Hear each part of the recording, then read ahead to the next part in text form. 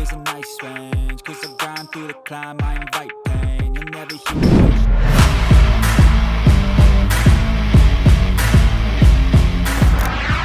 Striker Timnas Indonesia yakin bisa bersaing di Piala Asia U20, Sintayong wanti-wanti satu hal.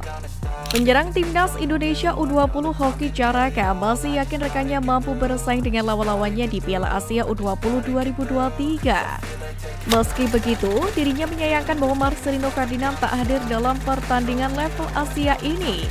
Bagi Hoki Caraka, ketidakhadiran Marcelino Ferdinand mempengaruhi sedikit mental para rekan-rekannya. Sebab pemain KMSK DNC ini dikenal dengan pemain yang bermental baja. Sebenarnya pemain yang ada di tim sama saja, tapi Marcel punya mental yang lebih jadi. Memang butuh sosok kuat kayak Marcel. Terang Hoki Caraka pada minggu kemarin. Selain menularkan mental kuat ke rekan-rekannya, Marcelino Ferdinand juga memiliki kemampuan build up serangan yang membantu skuad membuka peluang. Di sisi lain, bagi Hoki Caraka, mendapatkan umpan matang dari sisi kanan atau kiri membuka peluang untuk mencetak gol. Marcelino Ferdinand sendiri merupakan satu pemain skuad Garuda Nusantara yang mampu membuka peluang tersebut. Kendati begitu, tak adanya Marcelino, Hoki Caraka masih bisa mendapatkan asupan umpan dari Doni Tripamukas atau Zaki Ashraf.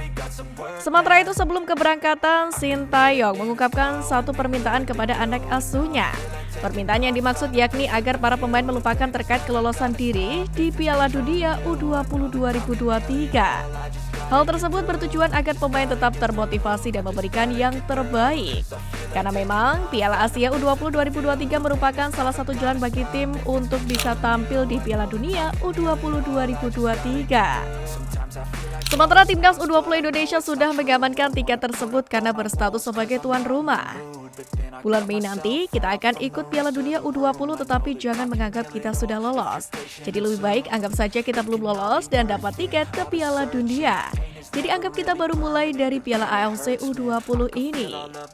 Kata Sintayong. 3 alasan Timnas Indonesia bisa lolos dari fase grup.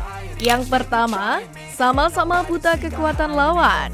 Dari 4 tim yang ada di grup A, hampir semua tim belum mengetahui pasti kekuatan lawannya.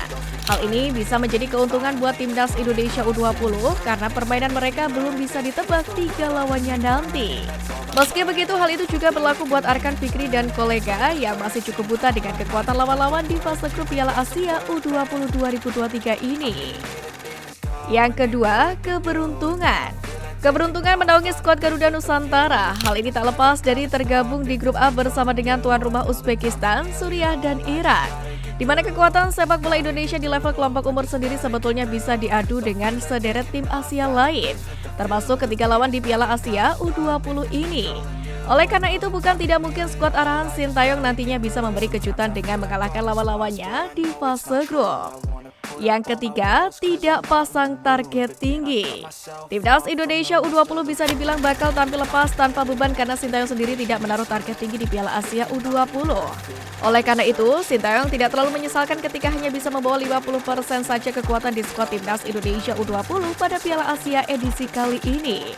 Pasalnya, hasil di Piala Asia U20 nanti tidak berdampak apapun terhadap status Garuda Nusantara di Piala Dunia U20 2023 nanti. Sintayong hanya ingin mengukur sejauh mana kualitas bermain anak asuhnya untuk mengukur kekuatan yang akan diandalkan di Piala Dunia nanti. Bahagia bisa lakoni debut, Marcelino dapat sanjungan setinggi langit dari pelatih KMSK DNC. Pemain Timnas Indonesia Marcelino Ferdinand melakoni debut berseragam KMSK DNC saat bentrok kontra Jonggeng pada Sabtu 25 Februari malam. Di mana laga itu merupakan pertandingan pertama playoff degradasi kompetisi Divisi 2 Liga Belgia atau Challenger Pro League 2022-2023. Marcelino sendiri masuk pada menit ke-80, di mana ex-gelandang Persebaya Surabaya itu menggantikan Jalert van Lanschot. Debut pertama di Liga 2 Belgia, senang berada di sini bersama orang-orang baik. Bangga pada diri sendiri karena sudah sejauh ini.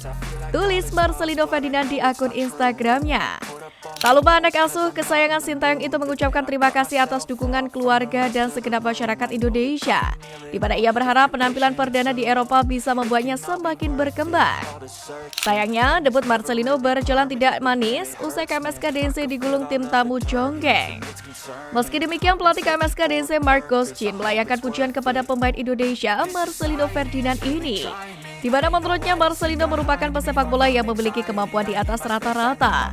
Ia pun optimis kedatangan pemain timnas Indonesia itu dan rekrutan lainnya bisa membantu KMS Kadense terhindar dari degradasi. Saya sangat antusias dengan Marcelino, dia memiliki kualitas di atas rata-rata, kata Marcus Chin. Lebih lanjut lagi, Marcus Chin juga menyebut jika Marcelino Ferdinand didukung dengan kemampuan komunikasi yang baik. Ia meyakini kemampuan komunikasi itu dapat membantu eks Persebaya itu semakin berkembang di Eropa.